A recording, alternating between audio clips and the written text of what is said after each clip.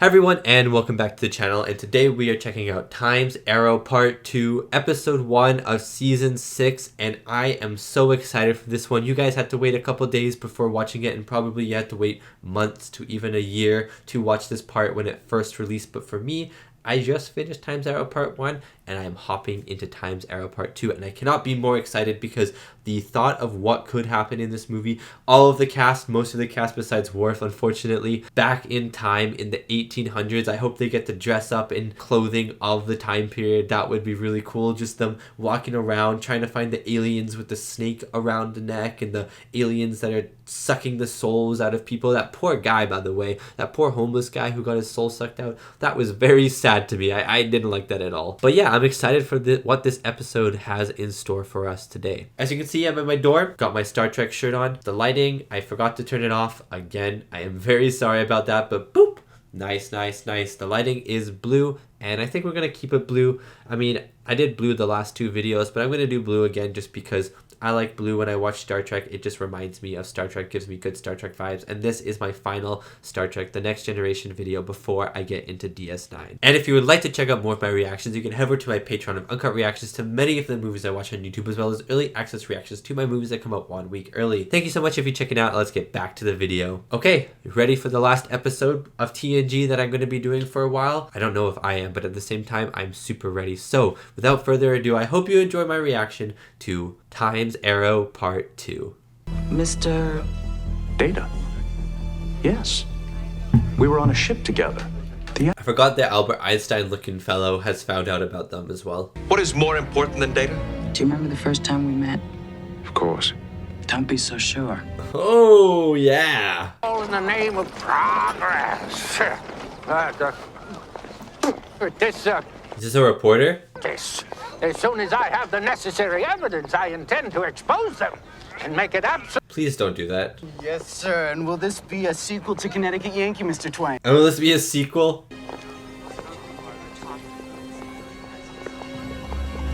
Oh my god, those are the aliens.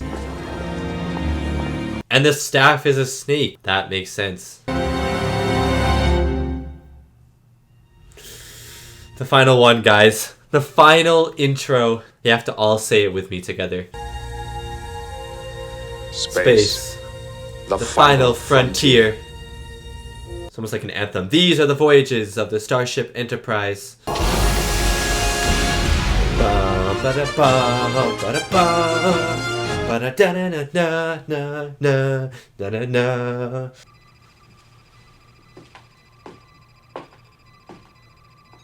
Oh my god, I didn't even realize their outfits. Their outfits are so good. These people did not die of cholera. They died because their neural energy was drained somehow. That's insane. There were plagues and epidemics, so I could murder and use the disease as a cover. Yeah. Yeah. Oh my god. Over half of the victims whose neural... Wait, let me see all the outfits. If the aliens have been killing people there, well, someone Troy's might have pretty cool noticed as something well. unusual. And if they're moving among humans. Oh my god, Picard just looks like a farmer. He just looks like he did in Family. The tricorder indicated triality. Dude, Riker's hair though? I don't like it. I don't like Riker's hair. They'll be detectable. You know, we might even be able... And Geordi looks so smart. She's back. Mr. Pickard? Mr. Pickard, I'll be reminding you that it's 1 o'clock. What about it? Oh, I haven't heard of any new production. What play is it? The play. Do something Shakespeare. A Midsummer Night's Dream. There we go. Something Shakespeare. I'll have my rent in full tomorrow by 1 o'clock, or you'll be out performing on the street. You know what? I like her. I like her. She stands her ground. That letter of intent that he left me, a major investor is going to pull out and take his... You're such a liar, man. So, what do you think? About what? About writing my life story. No, sir. No one is more qualified to write your story than you are. You know what? That's actually a good saying, though. Alaska, the Klondike, the Aurora Borealis, that's it. Follow your dream. Go to Alaska. Get out of my life, son. I'm sure I will. And don't forget, the name's London. Jack London. Good night now. Jack London. That's actually a cool name. I don't like Mr. Clemens, though. He's gonna ruin this machine somehow. With permission to dig for the mine shaft. Oh, now, Data, I've done everything I you've have asked. full confidence. The mine shaft is where the head was. It's the house. He follows me down the street asking me questions. If anyone took this, you can believe it was him. Yeah, she just knows straight away. In such a way that prolonged contact with human tissue would be highly toxic. He's gonna get out of the cupboard now. What's up? Mr. Data? Shame on you, Mr. Clemens. Shame. Shame, madam? Yeah, shame on you. An interesting pair you are. Where in Switzerland did you say you were from? Where in Switzerland? What? Mining operations during the 1850s. You remember him now? I am unfamiliar, No, I don't. In a town you do get around, don't you? as apparently you do, Mr. Clemens. Oh, burn! For the horseless carriage. Ah, do not insult me. You have You deserve to be insulted. of all humanity, I believe, to stop both of you from whatever it is you are doing here. No. How are you gonna stop him? Makes it safer. Case of earthquake. Hasn't been an earthquake here in 30 years. Yeah, but there will be one soon. Well, that takes care of this water. There was a big earthquake in San Francisco, right? A while ago? Not like recently, but like 1800s, 1900, like early 1900s, something like that. I've got a meeting with the Board of Patrons. I'll try to manage. Let me just heal you right up straight away. This man was complaining about a strange doctor and nurse who visited that patient. Oh, that would be them. Here, this'll make you more comfortable. Ah, Picard's smart. That's them. She knows. That's an interesting cane. Oh no, watch out. Nice hit, man.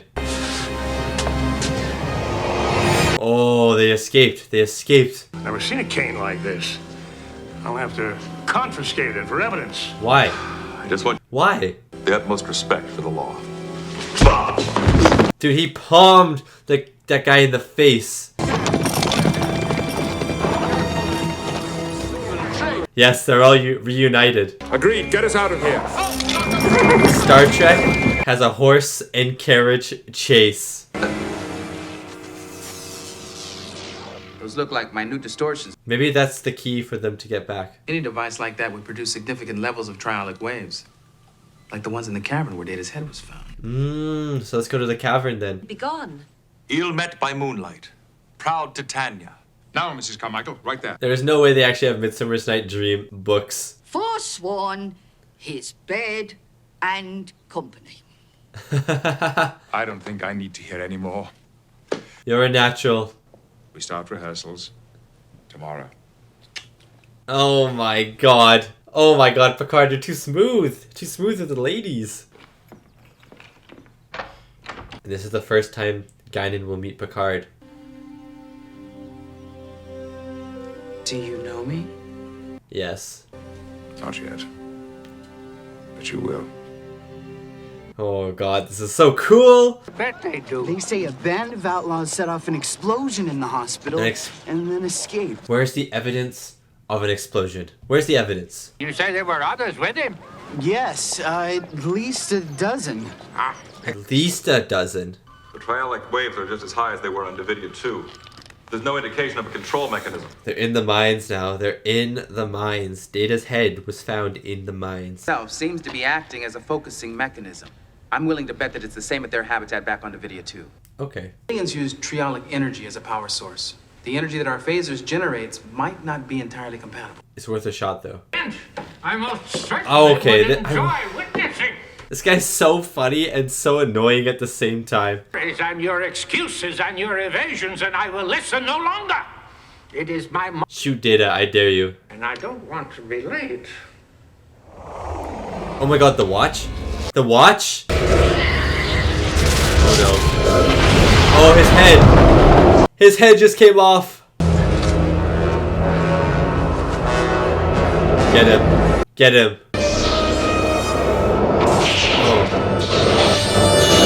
Oh no, now they're gonna be split up again. Don't go through, man. Okay, you're such an idiot. Time as you had to be in mine. I wanted to see how you conducted my shoot. I just want to slap him. Festival opportunity, as any good writer would. Bridge to away team. Acknowledge. Like I like him, but I want to slap him at the same time.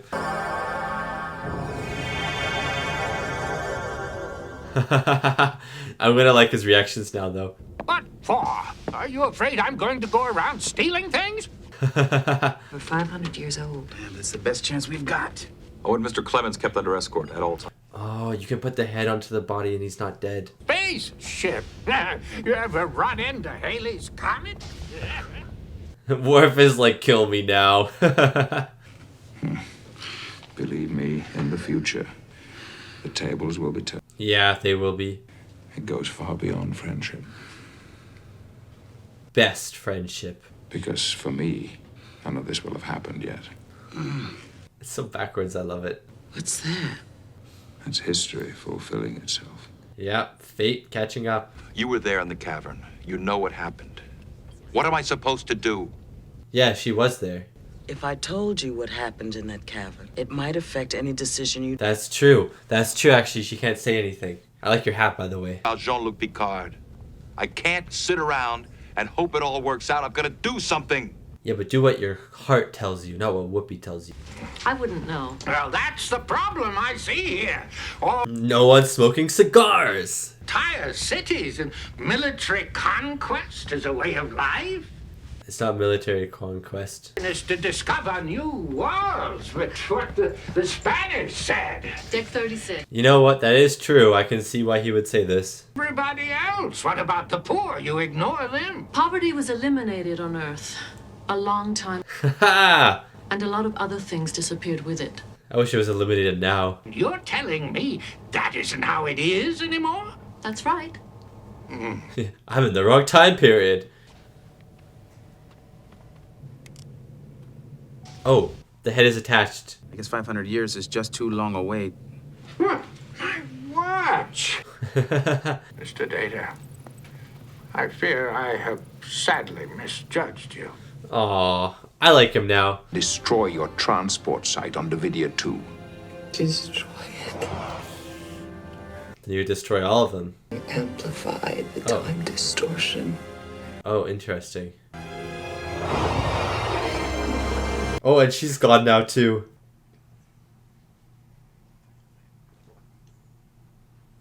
Yeah, same. I recommend we target photon torpedoes on the alien habitat and destroy it. No. I mean, I would agree with him if the information that we just said wasn't said. Data? This ought to do it. Come on, Data. Come on, Data. Is it gonna work? Oh no, what is that? I'm back in there. Picard put it in there.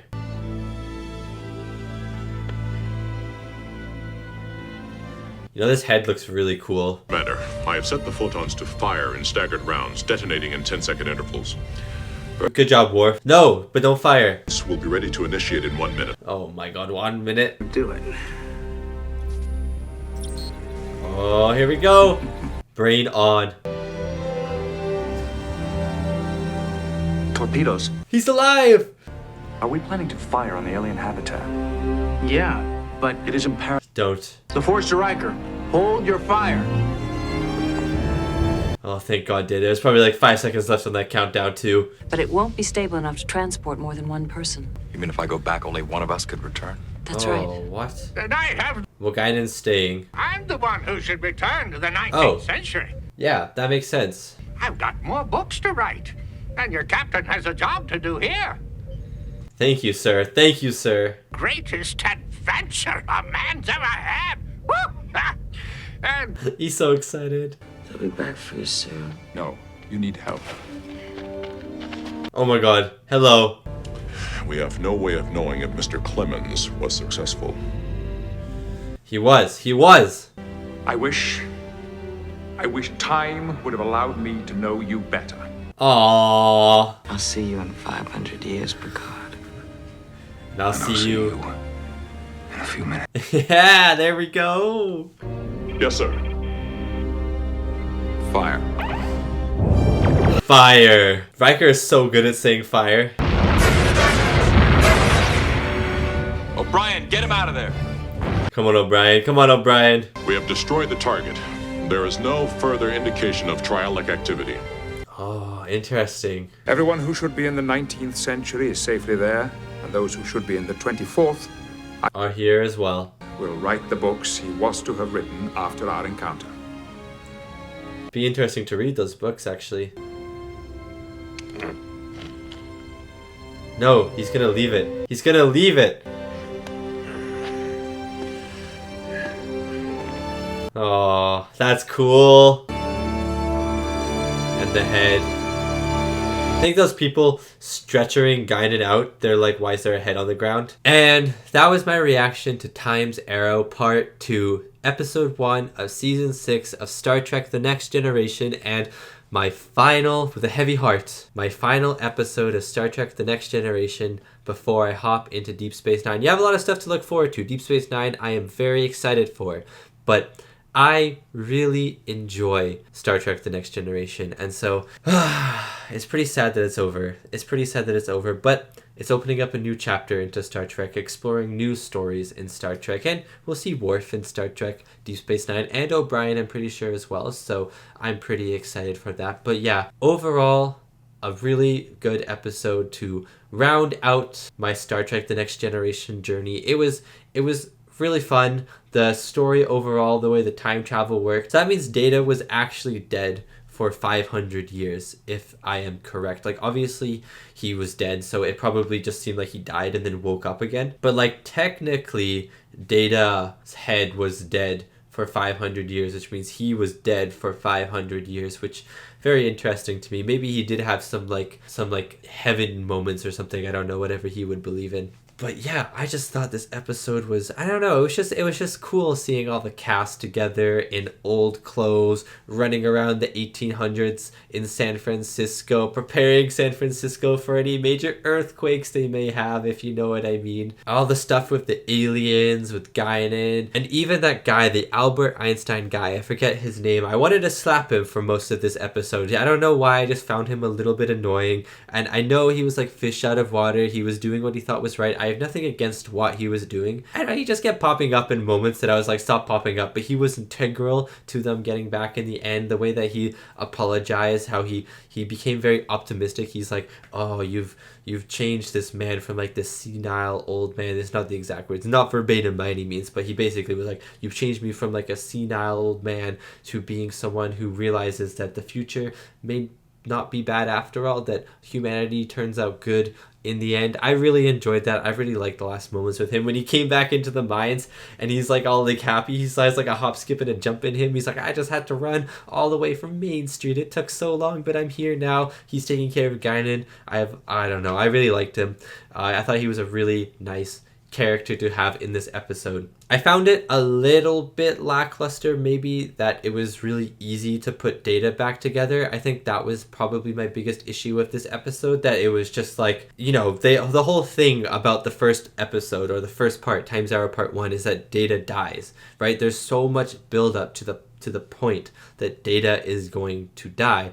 And then they just kind of like fix him, like Geordi fixes him sort of off screen. Like we see him fixing him a little bit here, a little bit there, but most of it is done off screen. I don't know, it just felt like it was a little bit anticlimactic to the whole like 30 minutes of Data's going to die, Data's going to die, don't bring him on this mission because Data's going to die, that we had from Time's Arrow Part 1. But it wasn't too disappointing because at the same time I knew Data was going to come back, and the methods that were used to time travel Picard back into the future, using Data, having Picard encrypt a message onto Data's head, knowing that someone would probably fix Data eventually, and then having Data relay that message 500 years into the future. I was trying to think about it. I was like, if you like put that message down onto Data's head, then you just have this head sitting there, but then, you know, at this exact same time, but like 500 years in the future, they are working, like someone has found your message. It's just like really trippy to think about, don't you think? But I thought that was really cool, and then having Data stop the torpedoes and turn them into like temporal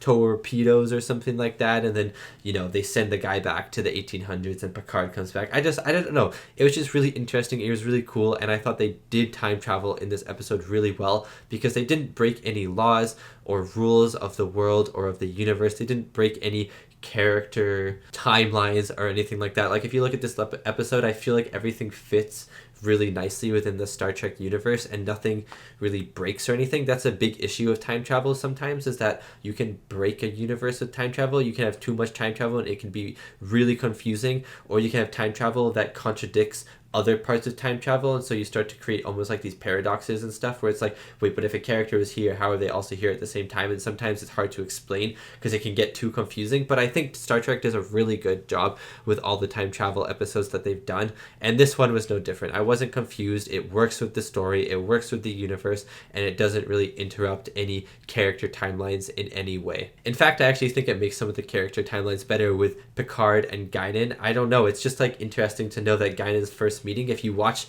them first meet now for the first time, it'll be interesting because you're like, this Guinan's actually lying and this is not the first time they've met. It's just cool. It's really cool. And yeah, I think that is going to be it for my review of Time's Arrow Part 2.